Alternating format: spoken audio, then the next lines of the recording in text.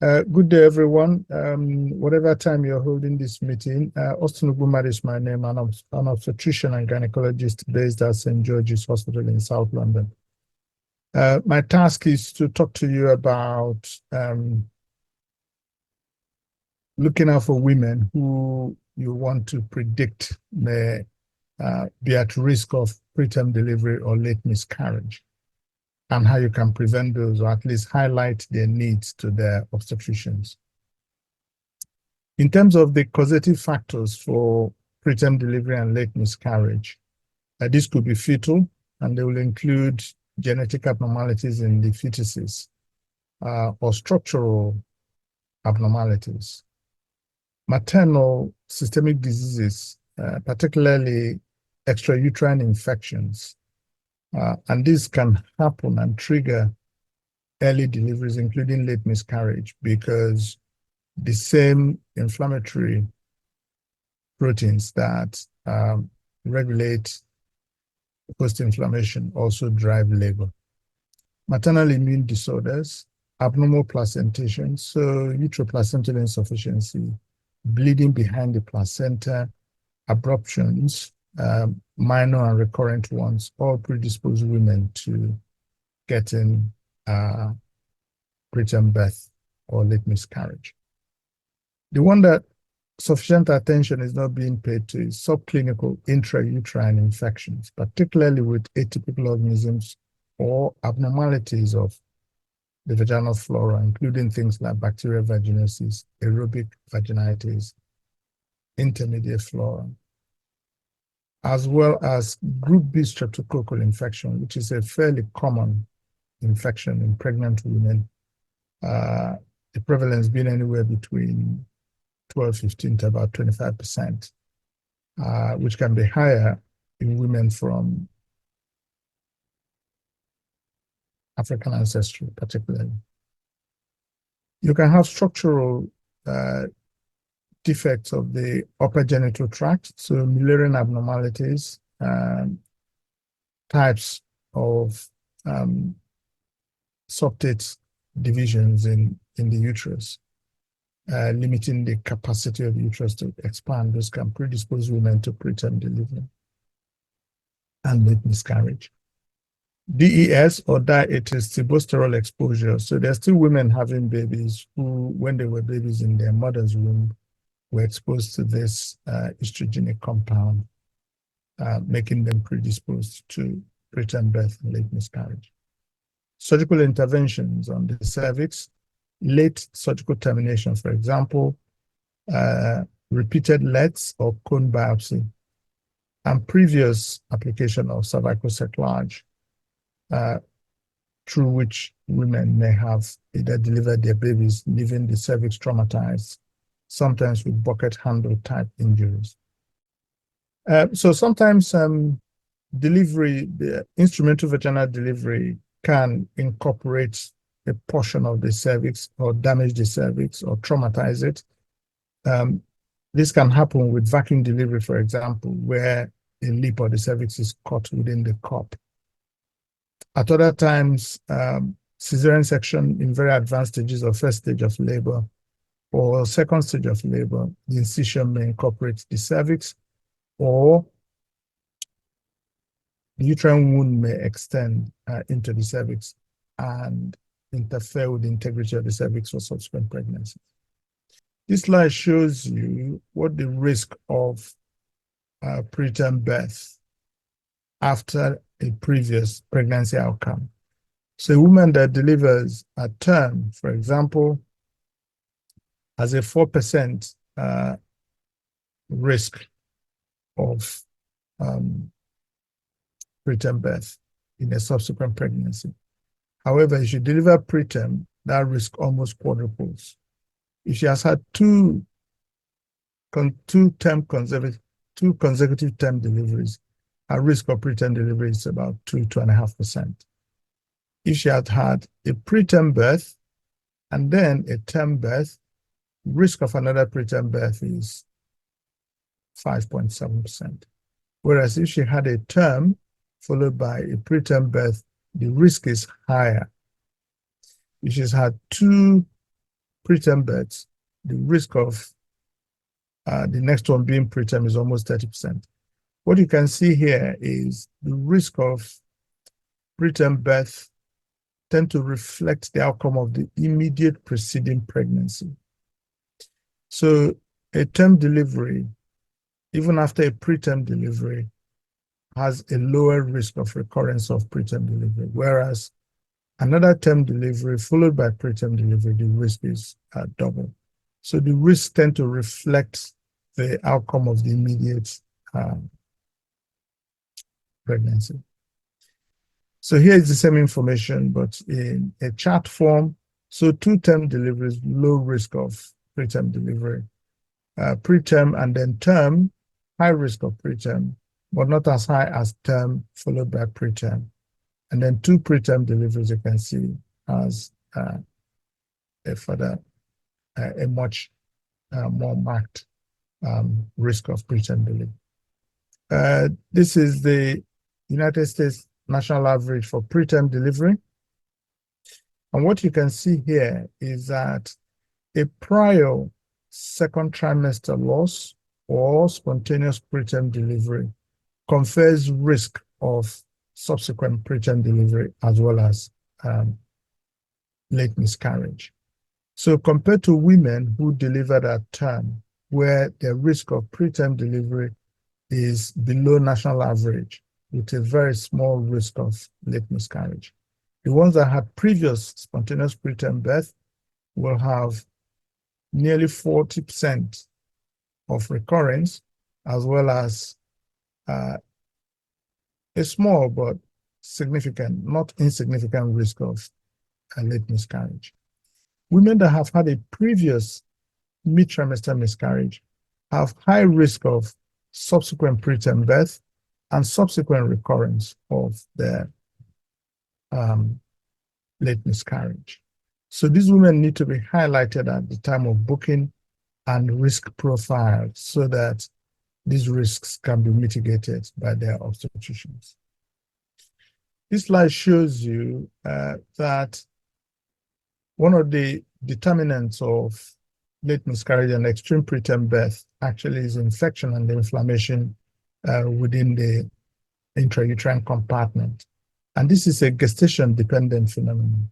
So what you can see here is if you delivered a baby between 21 to about 24 weeks, the risk that there is chorioamnionitis, either infection-driven or driven by other pathologies, is almost 95%. And as you go down the gestation, that risk falls away.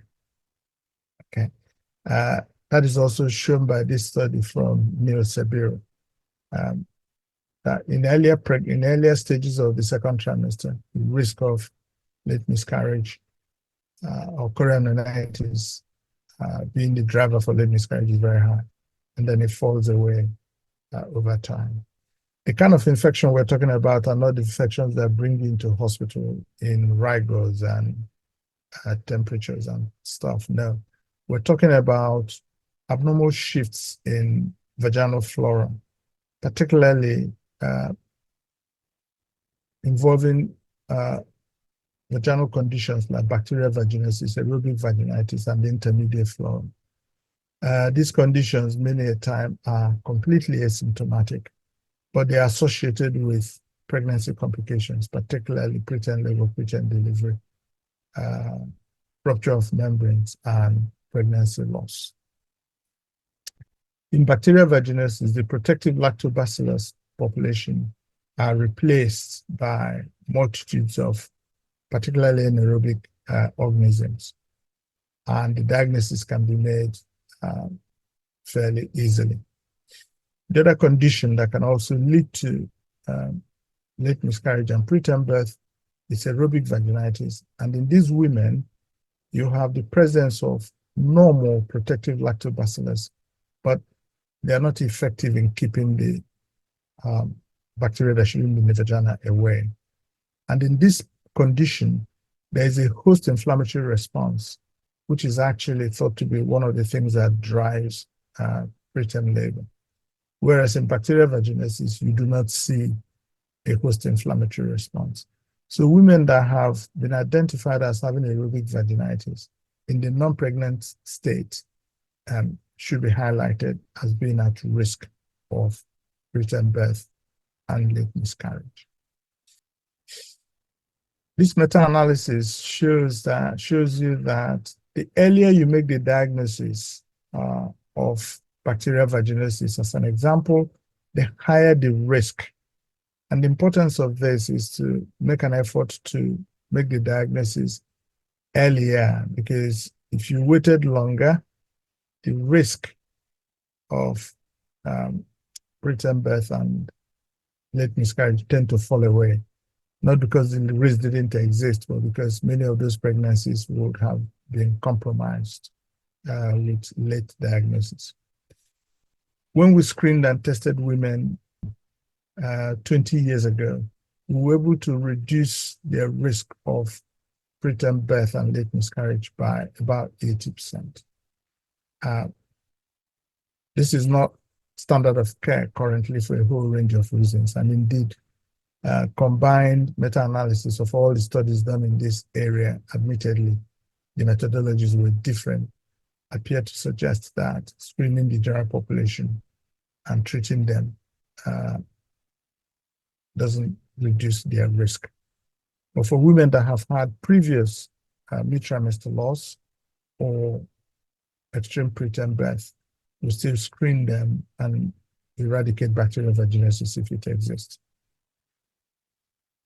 When you talk to your women, you should pay attention to the gestation at which they lost and how many of those pregnancy losses they have encountered. Did they experience pain, for example, and how long from the onset of pain to the time that the baby was born? Was there bleeding? Did the membranes rupture, or did they deliver the baby with the membranes intact? Was there temperature? Is the baby born alive? If a baby was born alive, say 20 weeks or less, it is likely that the uterus didn't need to contract quite so much and for so long. Otherwise, babies at that gestation tend not to survive labor. But if the cervix is weak and didn't need a lot of uterine contractions, you may find that the baby is born alive. So that may be an indication that there may be a problem with cervical integrity. Women that have had manual removal of placenta, sometimes that process going back into the uterus via a cervix that is already partly involuted, sometimes can affect the integrity of the cervix. And that procedure, just like incision into the cervix, may compromise the cervical integrity for future pregnancies. Failed cervical cerclage, if there's such a history, that woman's risk of preterm birth, late miscarriage is higher. Previous history of growth restriction, preterm birth, prior surgery, we've discussed, not just directly to the cervix, but also complicated instrumental vaginal delivery or cesarean section at full cervical dilatation. This is how I approach this area in my practice. So women who have had previous late miscarriage or preterm birth, I tend to review all their pregnancy history and all their deliveries, and prefer to do that before they embark on another pregnancy, just in case there are things we can do to reduce their risk before they actually conceive. Because once they conceive, there's some tests you cannot do, and the other tests that you cannot interpret correctly when women are pregnant. I'll review any post-mortems or placental histology, microbiological findings, and neonatal reports. So, for example, most ascending infections do not exhibit maternal signs. But if there is vertical infection to the baby or ascending infection, the neonatologist may pick that up. Now, positive cultures is not frequent in neonatal practice. And you may just need to rely on the fact that the baby exhibited a host inflammatory response. I tend to review hygienic practices, particularly of women of minority ethnic groups, because in some women in those groups, it's cultural to wash the vagina regularly. And some women do this with antiseptic solutions. And over time, and depending on how intensely this is done, you may remove or wash away the protective lactobacillus populations, making the woman more prone to things like bacterial vaginosis and intermediate flora.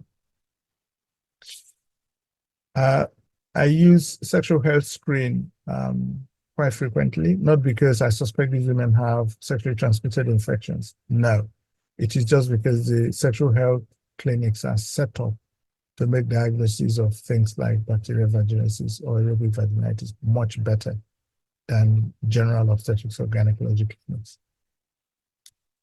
For women that have had previous pregnancy losses and the mid-trimester or extreme preterm birth, tend to screen them for group B strep, not least because this organism is very common and participates also in complications in early pregnancy. I screen women for thrombophilia, as this may be relevant, and also sometimes undertake three-dimensional scans or transvaginal ultrasound scan with saline infusion to interrogate the upper genital tract. My aim is to make a diagnosis to explain why there was a preterm birth or late miscarriage, and then use that information to make a plan for the management of the next pregnancy. I normally will capture this in a letter that goes to the GP and a copy to the patient in case she relocates. And to suggest that amongst women that have had late miscarriage on the back of chorioamnionitis, a significant proportion of them will have underlying and undiagnosed cervical insufficiency. What I've got here is a pool of 221 women that have had mid-trimester pregnancy loss on the back of chorioamnionitis identified following placental study over a 10-year period. Of that 221, 102 of them returned for their subsequent pregnancy at St. George's Hospital. 70 of them had full antenatal care, and we measured their cervical length with a view to identifying the ones that have short cervix or the cervix is funneling or getting shorter as the pregnancy progresses. 27 of them did not have such follow-up, and 5 had elective cerclage. So the 70 that came back, 19 of them, there was cervical insufficiency. And in 51, there was no evidence on cervical tracking that they had cervical insufficiency. Amongst the ones that have ultrasound scan evidence of cervical insufficiency, we treated them with cervical cerclage, and almost 90% of them delivered their babies at term, and there was no preterm delivery. There was one late miscarriage, which is about 6%.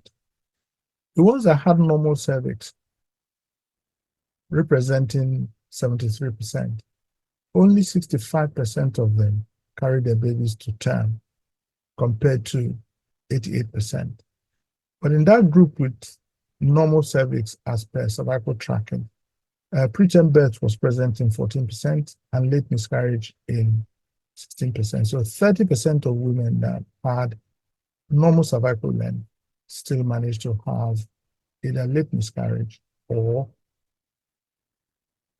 preterm birth, suggesting that there is something not quite right with our screening strategy or cervical length monitoring, or there are other factors that may be in the background. Now, in the women that had absolutely no cervical length measurement at all, either because they defaulted or came too late, you can see that only 41% of them actually had term delivery, and more than half of them will have either preterm delivery or late miscarriage, suggesting that screening and tracking these women's cervix is critical in improving the outcome of their next pregnancy. So just to summarize that, we see all women with extreme preterm birth or late miscarriage. We investigate them for abnormal genital tract flora and manage those. Screen them for Müllerian abnormalities and make a plan for future pregnancy. And in that future pregnancy, track their cervix with a view to putting a cervical cerclage if need be. This is a list of countries that currently, this list may be longer now because I made this slide quite some time ago. UK is quite unusual in the league of advanced countries when it comes to screening for group B strep. There is no national policy to screen women for group B strep in the UK. So we tend to rely on risk factor-based approach. For the kind of women you may suspect are at risk of early onset group B strep disease in their newborns will be very young women, women of African descent, non-smokers, surprisingly, babies that were previously affected by group B strep. Detection of group B strep in the urine or on a routine high vaginal swab, suggesting that that woman is very heavily colonized. Rupture of membranes, particularly in the preterm period. And in the intrapartum period, women that run fever or have had prolonged period of rupture of membranes or are having their baby preterm. Women that have heavy colonization, defined by isolation from a routine high vaginal rather than low vaginal swab, could be strep in the urine or from direct plating in the lab, ethnic minority or previously affected baby. Those women have an exceptionally high risk of attack rate in their newborns, reaching 87 per thousand live births compared to 0.5 per thousand live births in the general population. We could do better with sampling, and this is captured in national guidance. Taking samples from the high vaginal territory is not what to do. What you need is a low vaginal swab, sweep the same swab across the perineum, and then smear it around the anal canal. And put that in a transport medium and send it straight to the lab. If you do not follow those steps scrupulously, you tend to lose 65% of your positive cases.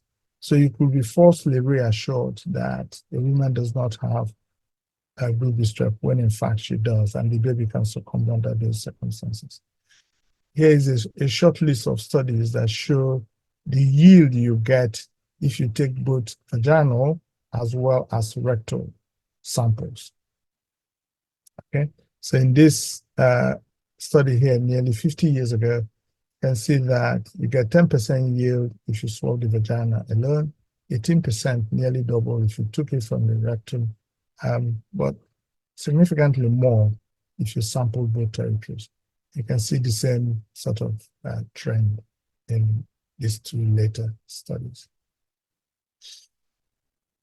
There are another short list of studies looking at the sort of selective or non-selective broth that is used in the lab. So if you use selective broth that takes out organisms that compete with group B strep, you get a greater yield, almost twice as much compared to if you use standard blood agar. Now, this is the risk of recolonization with group B strep, depending on what the woman's group B strep status was in a previous pregnancy.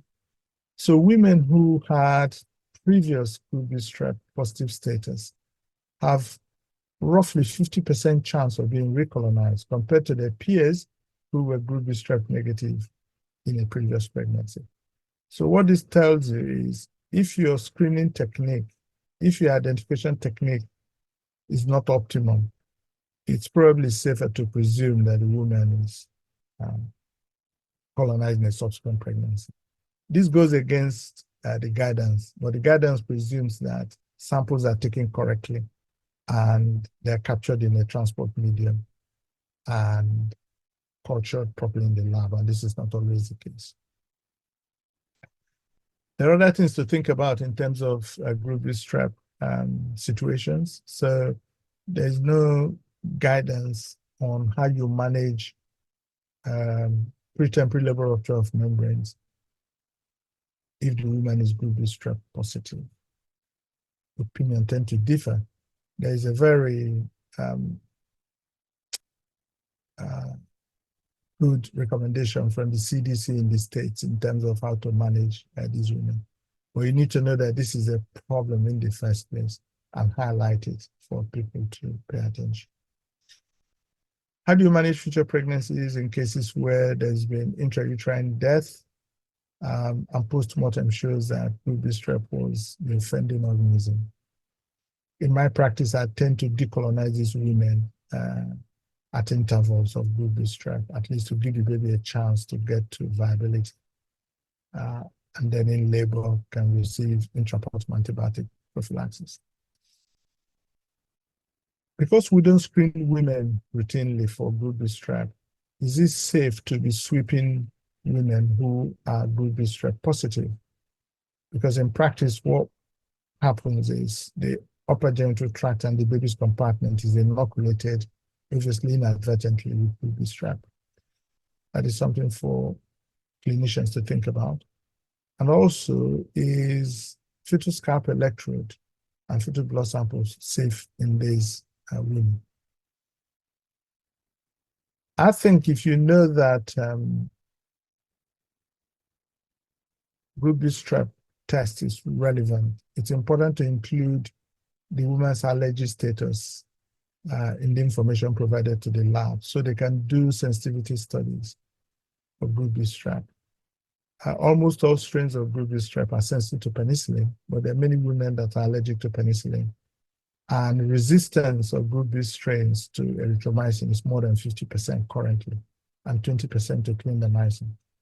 So you may be defaulting to clindamycin or erythromycin when in actual fact, the group B strep is resistant and the baby will end up succumbing. Okay, thank you very much, and I hope that's useful. I'm sorry I couldn't join you for question and answers.